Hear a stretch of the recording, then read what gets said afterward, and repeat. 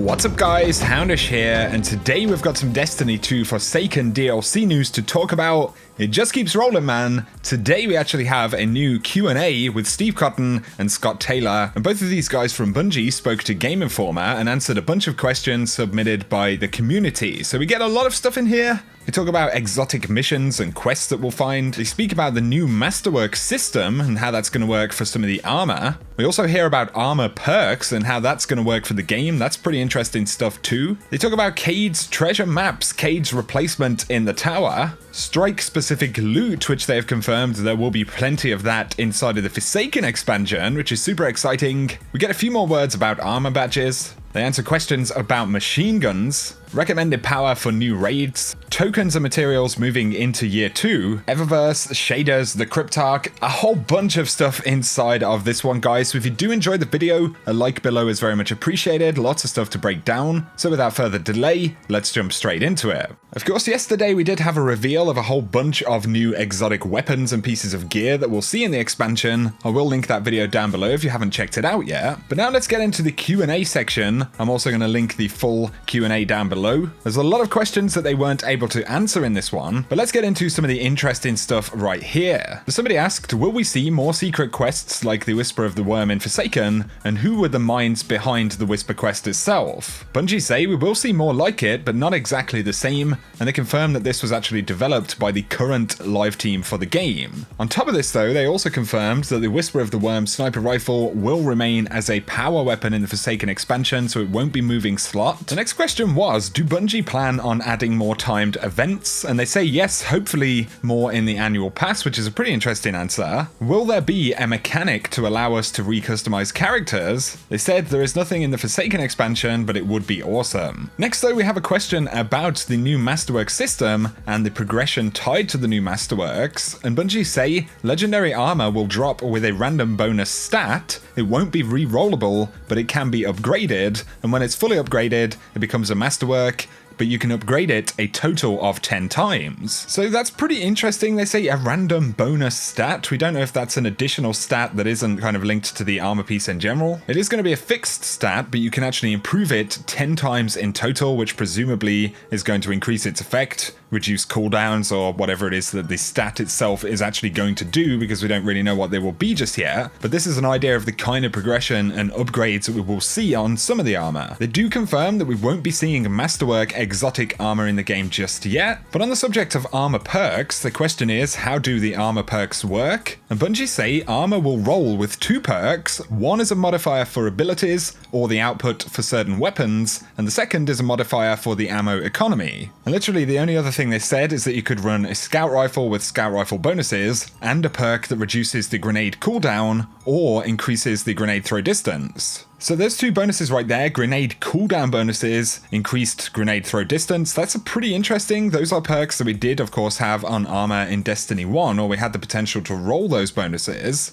When they say weapon bonuses, presumably that could be reload things, the ability to carry more ammo and stuff like that. So that is the first idea of armor perks that we're going to see. Of course, there is the new mod system as well. We don't really know how that will tie into this, but armor will roll with 2 perks on every single piece of armor that can do different things. I am very happy to hear that there will be some amount of kind of upgradability and different attributes that we'll actually find on the armor pieces. That's definitely been needed. The next question though is, will the last word be returning? And they say we're not announcing anything new just now. We might reveal more soon. On the subject of changes to the tower following Cade's death, they do say that you will see changes in the tower following Cade's death, but they're going to leave these for the players to find. Somebody also asked who is going to be the new Hunter Vanguard, and they say there are lots of new characters in the DLC, but you'll have to wait and see what happens to the Vanguard first. So that's pretty interesting. Don't know whether that is kind of a tease, but obviously there will be some kind of reaction to the fact that Cade has actually died. On top of this though, they confirmed no more Cade treasure maps, so the Cade treasure maps will be going away, taken out of the game. Next though, we have a question about currency. They say, can you get year 2 gear with year 1 tokens? And Steve Cotton replies and says only from the Gunsmith, Vanguard, and the Crucible. So that is where we'll be able to actually benefit from the tokens we currently have moving into the DLC. They didn't clarify whether anything will be removed from inventory or become totally irrelevant. We'll have to wait for more details, but we do know Gunsmith, Vanguard, and Crucible materials should continue to work and be useful in the expansion. Somebody asked about team shooting, will you be addressing it? They say the team is working on the PvP and sandbox changes. On top of this though, it's worth remembering John Wisniewski did confirm time to kill changes are actually being developed for the expansion. The next question is, can we mention the words SRL? And they simply said, consider it done. So I don't know whether that was just a kind of snarky reply to the question itself, or whether that means that potentially they are working on something to do with SRL. We get a pretty interesting question about Infusion. What will be required to infuse year 1 items into year 2 power levels? And Bungie say you'll be able to infuse depending on your slot, so we're taking away some of the restrictions with what weapons will infuse into others by allowing you to infuse any type of weapon in the same slot. So from now on, there won't be any need to have an auto rifle to infuse another auto rifle. If you have a kinetic auto and a kinetic sidearm in that same slot, then you can infuse those either way as you'd like. They do say though that it will cost more to infuse, so the cost increases depending on what type of weapon you're actually infusing. So a duplicate or a weapon of the exact same type would be the cheapest type of infusion, and then as they become more and more different to each other, that actually becomes more expensive. Somebody asks, what is the recommended power level for the new raid? They say that they're still working on it, but the new raid was designed with the new weapon system changes and the sandbox in mind. They also confirmed that they don't currently have any plans to remaster old raids in the game. But here's an interesting question. If you select a strike from the map, will there be matchmaking? And Bungie say yes, there will. So strikes are now going to appear on the map in the locations that they actually take place, just like in Destiny 1. If you select one of those, you will be match-made with other players who are playing that strike. Somebody said, enemy-themed gear, please. And Bungie responded, there is a Tangled Shore Fallen-themed armor set in the Forsaken expansion.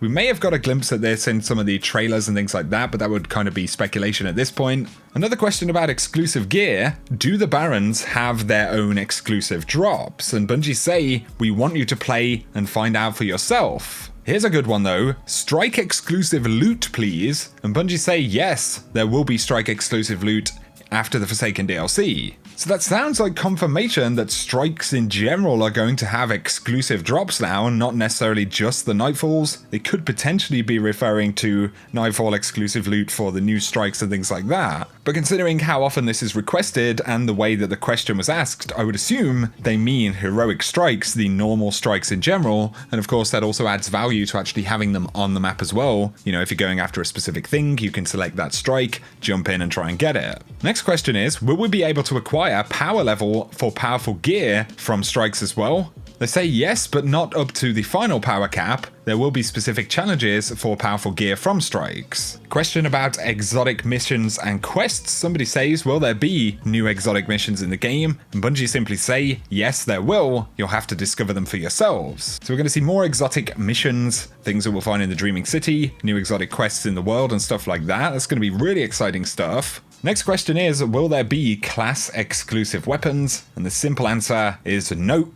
Somebody asks, what are armor badges? Steve Cotton says, as you complete sets, you'll get a badge. Earning the badges unlocks triumphs, which will grant you titles. You will be able to earn titles by actually unlocking sets of armor. We still don't know that much about how titles will work. They also mentioned that Gambit and the Dreaming City can be very rewarding to solo players as well as teams in the raids and things like that. And they also said that adventures are going to be deployed differently. They want players to be excited for them and have reasons to run them. We had also seen that some of the Baron hunts will actually come in the form of adventures. Maybe they'll be replayable, maybe they'll have exclusive loot, and that's what they were kind of alluding to before when they spoke about Baron exclusive drops. But they confirmed guided games will not be seeing any changes. On the subject of machine guns and whether they're going to return, they said it's a no for now. Also, ammo synths, they confirmed, will not be returning in Forsaken. They did add that, of course, they could do more stuff in the future. Here's a random thing though. We will now be able to put shaders on swords, or after the Forsaken DLC, we'll finally have that functionality. So that's pretty interesting. If you want a pink or red or whatever it is sword, you can finally do it.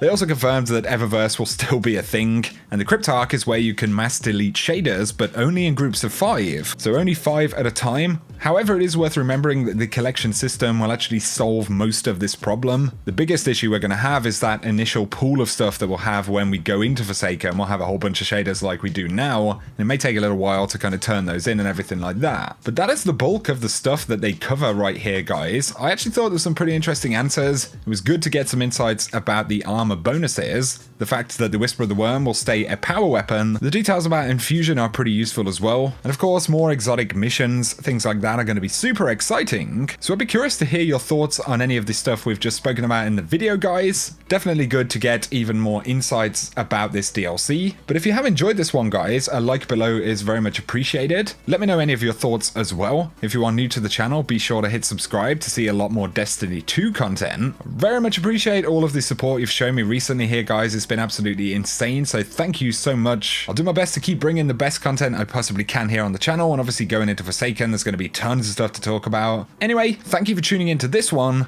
and whatever you get up to, I hope you have an awesome day.